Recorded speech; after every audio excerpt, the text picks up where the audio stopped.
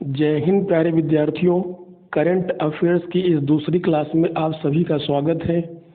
चलिए question start करते हैं। फर्स्ट क्वेश्चन है, किस देश की जनसंख्या में 61 वर्षों में पहली बार लगभग 8,50,000 की गिरावट के साथ कमी आई है? तो वह देश है चीन। और आप सभी को पता होना चाहिए कि हाल ही में संयुक्त राष्ट्र के विश्व जनसंख्या कोष के रिपोर्ट के आधार पर भारत विश्व का जनसंख्या की दृष्टि से सबसे बड़ा देश घोषित किया गया है। भारत की जनसंख्या 142.86 करोड़ के साथ विश्व की सर्वाधिक जनसंख्या वाला देश बन चुका है। नेक्स्ट, भारत फ्रेंडशिप पाइपलाइन के माध्यम से किस देश को डीजल की आपूर्ति शुरू करने जा रहा है? तो फ्रेंडशिप पाइपलाइन के माध्यम से डीजल की आपूर्ति भारत बांग्लादेश को करेगा। बांग्लादेश की राजधानी ढाका है, बांग्लादेश की मुद्रा टका है और बांग्लादेश की प्रधानमंत्री शेख हसीना है। किस देश ने प्राइस कैप का इस्तेमाल करने वाले देशों का पर तेल आपूर्ति पर रोक लगाई है? तो प्राइस कैप का इस्तेमाल करने वाले देशों पर तेल आपूर्ति की रोक रूस ने लगाया है। यहाँ पर समझना होगा कि प्राइस कैप का आशय किससे है।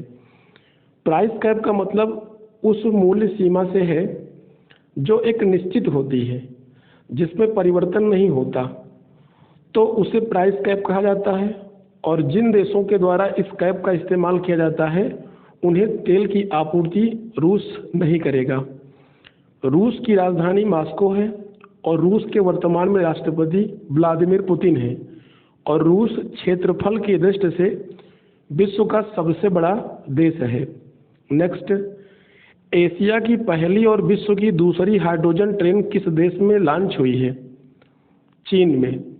अगर यही प्रश्न पूछा जाता कि विश्व की पहली ट्रेन कहाँ लॉन्च की गई है तो उत्तर होता जर्मनी, लेकिन दूसरी ट्रेन विश्व की और एशिया की पहली चीन में लॉन्च की गई है।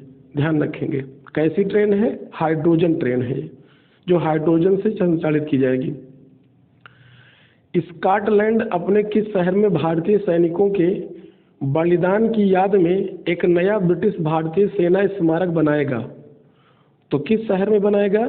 ग्लासगो में। ध्यान रखें, ग्लासगो स्कॉटलैंड का सबसे बड़ा शहर है, परंतु यदि ग्लासगो की राजधानी पूछा जाएगा तो एडिनबर्ग बताना है आपको। ग्लासगो यूरोप महाद्वीप में यूनाइटेड किंगडम के अंतर्गत आने वाला एक देश है। ध्यान रखेंगे। नेक्स्ट, भारत और किस देश ने नई दिल्ली में 36वीं सामरिक वार्ता आयोजित की है? फ्रांस में। फ्रांस की राजधानी क्या है? पेरिस है। फ्रांस की राजधानी पेरिस किस नदी के तट पर है? तो नदी का नाम है सीन नदी। और फ्रांस के राष्ट्रपति वर्तमान में कौन है? Emmanuel Macron. Next, Chhattisgarh, Rajasthan और पंजाब के बाद किस राज्य ने हाल ही में सरकारी कर्मचारियों के लिए पुरानी पेंशन योजना बहाल की है? तो राज्य है हिमाचल प्रदेश।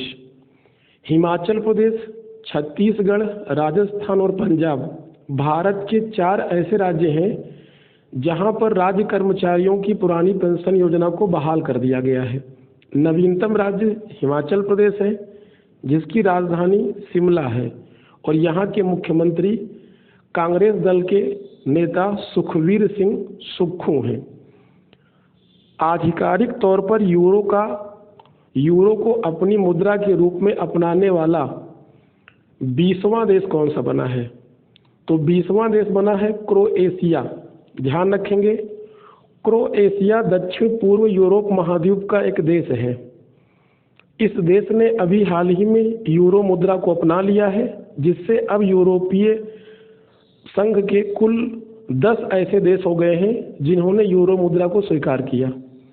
ध्यान रहे, क्रोएशिया की राजधानी जाग्रेब है और यूरो मुद्रा का प्रचलन यूरोपीय देशों के मध्य 1 जनवरी 1999 से प्रारंभ हुआ है।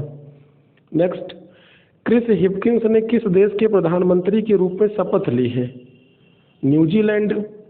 न्यूजीलैंड के 41वें प्रधानमंत्री के रूप में क्रिस हिपकिंस ने शपथ ग्रहण की है।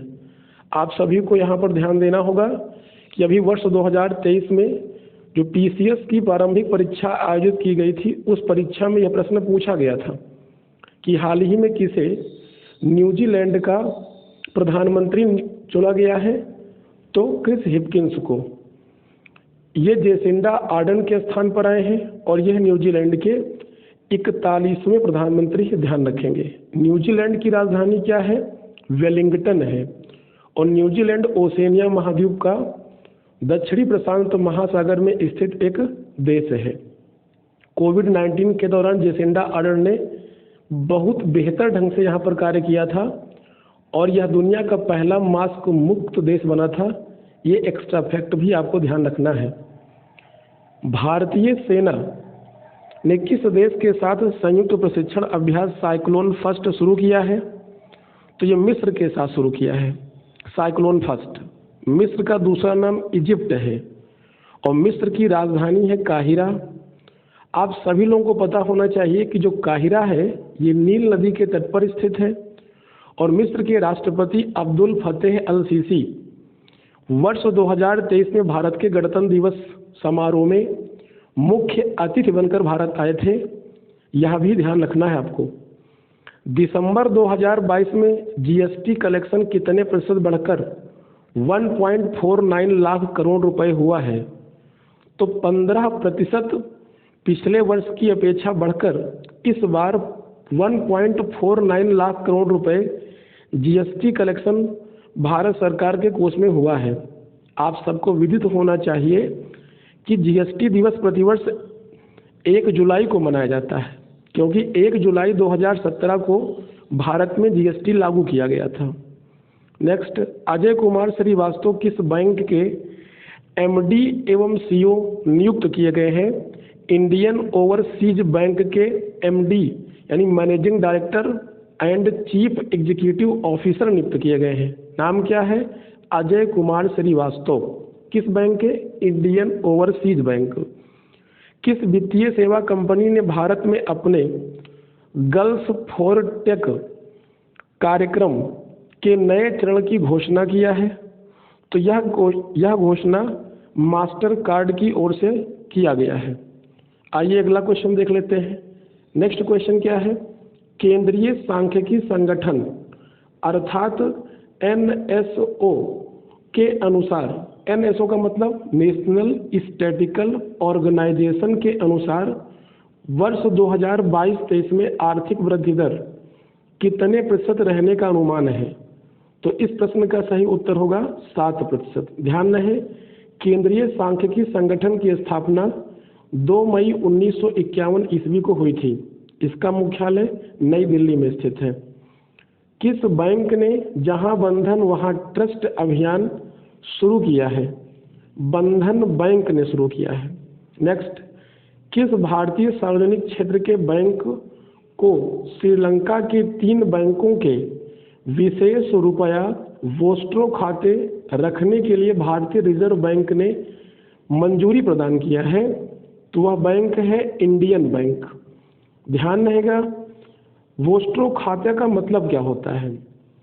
किसी भी घरेलू बैंक द्वारा विदेशी बैंकों के लिए जो घरेलू मुद्रा जिस खाते के अंतर्गत रखी जाती है उस खाते को वोस्ट्रो खाते कहा जाता है और यह वोस्ट्रो खाता रखने की अनुमति इंडियन बैंक को भारत सरकार की केंद्रीय बैंक अर्थात RBI के द्वारा प्रदान की गई है।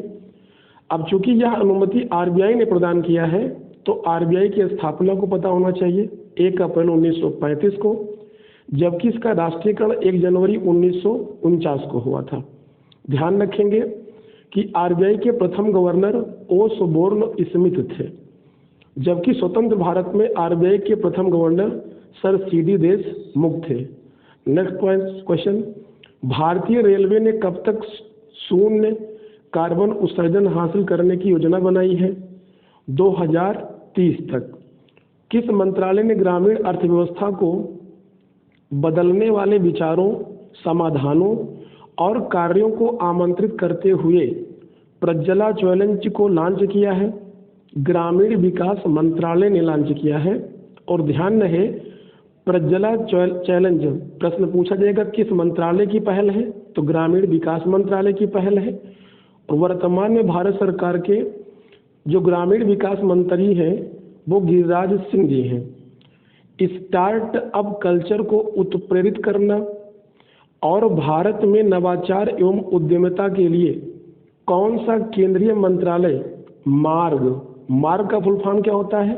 Mentorship, advisory, assistance, resilience and growth platform चलाता है, तो वाणिज्य और उद्योग मंत्रालय चलाता है। नेक्स्ट, नई एकीकृत खाद्य सुरक्षा योजना का नया नाम क्या रखा गया है? तो इसका नया नाम रखा गया प्रधानमंत्री गरीब कल्याण अन्न योजना। इस योजना की शुरुआत भारत के प्रधानमंत्री आदरणीय श्री नरेंद्र मोदी जी ने 30 जून 2020 को प्रारंभ की थी। इस योजना के तहत सभी परिवारों को 5 किलो अनाज मुफ्त प्रदान किया जाता है। किस संगठन ने निधि आपके निकट कार्यक्रम के माध्यम से देश भर में सभी जिलों में बड़े पैमाने पर डिस्ट्रिक्ट आउटरीच कार्यक्रम की शुरुआत किया है? तो इसकी शुरुआत की गई है कर्मचारी भविष्य निधि संगठन के द्वारा, जिसे शॉर्ट फॉर्म में EPFO कहा जाता है। ध्यान रहे, EPFO अर्थात कर्मचारी भविष्य निधि संगठन की स्थापना 4 मार्च 1952 ईस्वी को हुई थी। इसका मुख्यालय नई दिल्ली में स्थित है। नेक्स्ट, राष्ट्रपति द्रौपदी मुर्मू ने किस राज्य में 2 मंदिरों में प्रसाद परियोजना की आधारशिला रखी है? तेलंगाना में रखी है। ध्यान रखें, प्रसाद योजना का पूर्ण रूप होता है तीर्थ यात्रा कायाकल्प और आध्यात्मिक संवर्धन अभियान। वर्ष 2014-15 में पर्यटन मंत्रालय के द्वारा प्रारंभ की गई यह एक योजना है जिसे प्रसाद योजना कहा जाता है। इस योजना के तहत हाल ही में द्रौपदी मुर्मू जी ने तेलंगाना के 2 मंदिरों में इसकी आधारशिला रखी है। नेक्स्ट, नेटवर्क विस्तार के लिए एलोन मस्क के स्वामित्व वाले किस कंपनी ने 54 स्टारलिंक उपग्रह लॉन्च किए हैं? तो उस कंपनी का नाम है स्पेस एक्स। ध्यान रखेंगे, space x. Serum institute corona के लिए 2 करोड़ वैक्सीन मुफ्त देगा। उस वैक्सीन का नाम क्या है? तो उसे कोविशील्ड कहा गया। क्या कहा गया? कोविशील्ड। इसरो ने स्पेस टेक स्टार्टअप को बढ़ावा देने के लिए किस देश के साथ समझौता किया है? किस कंपनी के साथ समझौता किया है? तो माइक्रोसॉफ्ट के साथ। ध्यान रहे कि चूंकि यह समझौता माइक्रोसॉफ्ट के साथ इसरो ने किया है और इसरो के द्वारा अभी हाल ही में चंद्रयान छोड़ा गया है, तो इसरो चर्चा में आ गया। तो यहाँ पर आपको पता होना चाहिए कि इसरो का फुल फॉर्म क्या होगा? इंडियन स्पेस रिसर्च ऑर्गेनाइजेशन, यानी केंद्रीय अंतरिक्ष अनुसंधान संगठन, जिसकी स्थापना 15 अगस्त 1969 को हुई थी। और वर्तमान में इसके जो अध्यक्ष हैं वो S सोमनाथ जी हैं। ध्यान रखेंगे, ये के सिवन के स्थान पर आए हैं। नेक्स्ट क्वेश्चन है कि किस देश ने मधुमक्खियों के लिए विश्व के पहले टीके के उपयोग को मंजूरी प्रदान किया है? तो यह मंजूरी प्रदान किया है अमेरिका।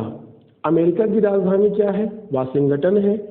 और अमेरिका की राजधानी वाशिंगटन किस नदी के तट पर स्थित है? तो पोटोमैक नदी के तट पर स्थित है।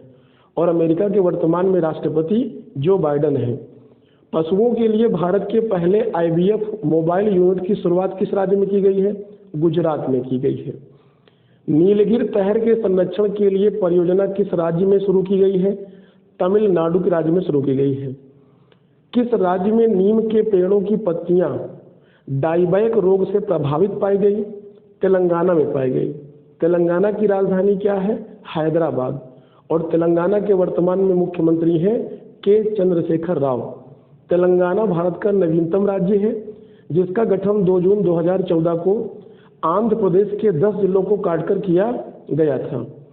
मेगा प्रोजेक्ट का समर्थन करने के लिए कौन सा राज्य ग्रीन क्लाइमेट फंड स्थापित करेगा? तो वह राज्य है तमिलनाडु। ध्यान रखेंगे, तमिलनाडु की राजधानी चेन्नई और तमिलनाडु के मुख्यमंत्री कौन है? MK Stalin. 3 जनवरी 2023 को कौन रणजी ट्रॉफी में पहले ओवर में हैट्रिक लेने वाले गेंदबाज बन गए हैं? जयदेव उनादकट। ध्यान रखना, जयदेव उनादकट ने मेजबान बंगाल के खिलाफ सौराष्ट्र की टीम की ओर से कैप्टनसी करते हुए बंगाल को 9 विकेट से इस रणजी ट्रॉफी में पराजित किया। ध्यान रखें, रणजी ट्रॉफी 2023 का विजेता ही पूछ सकते हैं, तो इसका उत्तर होगा सौराष्ट्र, और यदि उप विजेता पूछा जाएगा तो उत्तर होगा बंगाल, जिसको सौराष्ट्र ने 9 विकेट से हराया है। 27 दिसंबर 2022 को किस दक्षिण अफ्रीकी क्रिकेटर ने पेशेवर क्रिकेट से संन्यास लेने की घोषणा कर दिया? उन्होंने अंतर्राष्ट्रीय T20 क्रिकेट में किस देश के विरुद्ध पदार्पण किया था? तो वो खिलाड़ी थे फरहान बेहरडियन। लेकिन इन्होंने किस देश के विरुद्ध पदार्पण किया था? तो ध्यान रखना, भारत के विरुद्ध। कब? वर्ष 2012 में। नेक्स्ट क्वेश्चन, 26 दिसंबर 2022 को कौन 100वें टेस्ट में दोहरा शतक बनाने वाले विश्व के दूसरे बल्लेबाज बन गए हैं? डेविड वार्नर, जो कहाँ खिलाड़ी हैं? ऑस्ट्रेलिया के। इनसे पहले ध्यान रखना कि इंग्लैंड के एक ऑलराउंडर खिलाड़ी हैं जो रूट, जिन्होंने 100वें टेस्ट में दोहरा शतक लगाया था। तो 100वें टेस्ट में दोहरा शतक लगाने वाले ये विश्व के दूसरे बल्लेबाज बने हैं, जिनका नाम डेविड वार्नर है। किस देश के हैं? ऑस्ट्रेलिया के। कौन सा शतरंज खिलाड़ी भारत का 78वां ग्रैंड मास्टर बन गया है? कौस्तुभ चटर्जी भारत के 78वें ग्रैंड मास्टर बने हैं। HSBC BWF world tour finals 2022 महिला एकल का खिताब किस खिलाड़ी ने जीता? जापान की अकाने यामागुची ने जीता है। ध्यान रखेंगे। Next question, HSBC BWF world tour finals 2022 पुरुष एकल का खिताब किस खिलाड़ी ने जीता है? तो डेनमार्क के खिलाड़ी हैं विक्टर एक्सेलसेन। ध्यान रखेंगे। मार्च अप्रैल 2023 में 36वें एशियाई कुश्ती चैंपियनशिप 2023 का आयोजन कहाँ किया गया है? कहाँ किया जाना था? तो नई दिल्ली में किया जाना था। लेकिन आप सभी लोग ध्यान रखेंगे कि भारत में कुश्ती के खिलाड़ियों और सरकार के मध्य कुछ गतिरोध के चलते यह 36वीं एशियाई कुश्ती चैंपियनशिप पहले नई दिल्ली में आयोजित करने का निर्णय लिया गया था, परंतु बाद में इसे स्थानांतरित करके कजाकिस्तान की राजधानी अस्ताना शिफ्ट कर दिया गया था। अर्थात अगर अब प्रश्न ये पूछा जाए कि 36वीं एशियाई कुश्ती चैंपियनशिप 2023 का आयोजन कहाँ हुआ था, तो चूंकि प्रस्तावित तो नई दिल्ली थी, लेकिन हुआ था अस्ताना में। ध्यान रखेंगे। फीना विश्व तैराकी चैंपियनशिप 2022 में किस भारतीय महिला तैराक ने महिलाओं की 50 मीटर ब्रेस्ट स्ट्रोक के स्पर्धा में नया राष्ट्रीय रिकॉर्ड बनाया है? तो चाहत अरोड़ा ने बनाया है। किस देश के खिलाड़ी हैं? भारत की हैं। फीना विश्व तैराकी चैंपियनशिप 2022 में किस देश ने सर्वाधिक पदक के साथ पहला स्थान प्राप्त किया है? तो अमेरिका ने। और अमेरिका ने इस टूर्नामेंट में कुल 36 पदकों को जीता है। कितने पदक? 36 पदक। नेक्स्ट क्वेश्चन देख लेते हैं कि 25 से 30 दिसंबर 2022 के मध्य FIDE world rapid and blitz championship 2022 का आयोजन कहाँ किया गया है? अलमाटी में किया गया है। और अलमाटी कहाँ पे है? कजाकिस्तान में है। FIDE world rapid and blitz championship 2022 open rapid का खिताब किसने जीता है? मैग्नस कार्लसन ने जीता है। किसने जीता है? मैग्नस कार्लसन ने जीता। FIDE rapid and blitz championship 2022 में महिला रैपिड का खिताब किसने जीता है? तो टेंग झोंग्यू ने जीता। किसने जीता? टेंग झोंग्यू ने। विवो प्रो कबड्डी लीग 2022 का खिताब किसने जीता है? तो जयपुर पिंक पैंथर्स ने जीता है। और किसको हराया इसने? पुनेरी पल्टन को पराजित करके यह टूर्नामेंट अपने नाम किया है। कौन सा tournament? Vivo pro kabaddi league 2022। देश के सबसे बड़े हॉकी स्टेडियम का निर्माण कहाँ किया गया है? तो ध्यान रखेंगे, राउरकेला एक स्थान है जो उड़ीसा में है। यहाँ पर देश के सबसे बड़े हॉकी स्टेडियम का निर्माण किया गया है। अगर प्रश्न ये पूछा जाए कि इस हॉकी स्टेडियम का नाम क्या है, तो ध्यान रखेंगे बिरसा मुंडा अंतर्राष्ट्रीय हॉकी स्टेडियम के नाम से इस स्टेडियम को जाना जाएगा। और ये वर्तमान में कहाँ है? उड़ीसा में है। और उड़ीसा की राजधानी क्या है? भुवनेश्वर है। ब्राजील के किस महान फुटबॉल खिलाड़ी का 82 वर्ष की उम्र में निधन हो गया? उनका नाम पेले था। ध्यान रखना, पेले ब्राजील के एक महान फुटबॉल खिलाड़ी थे जिनको खेल की दुनिया में ब्लैक पर्ल अर्थात काला मोती कहा जाता था। ये ब्राजील के एक महान फुटबॉल खिलाड़ी थे जिनका हाल ही में 82 वर्ष की उम्र में निधन हो गया। किस देश ने शेन वार्न के सम्मान में क्रिकेट के वार्षिक पुरस्कार का नाम रखा है? तो ऑस्ट्रेलिया ने रखा है। ध्यान रहे, ऑस्ट्रेलिया की राजधानी क्या है? कैनबरा है। और ऑस्ट्रेलिया के वर्तमान में प्रधानमंत्री कौन है? यह आप लोग कमेंट्स के माध्यम से हमें बताएंगे। चौथी बार विश्व रैपिड शतरंज चैंपियनशिप किसने जीता है? मैग्नस कार्लसन ने जीता है। ध्यान रखेंगे, किसने जीता? मैग्नस कार्लसन ने जीता है। तो आज की इस क्लास को यहीं तक रखते हैं। तब तक के लिए धन्यवाद। पढ़ते रहिए, मस्त रहिए और निरंतर आगे बढ़ते रहिए। Thank you.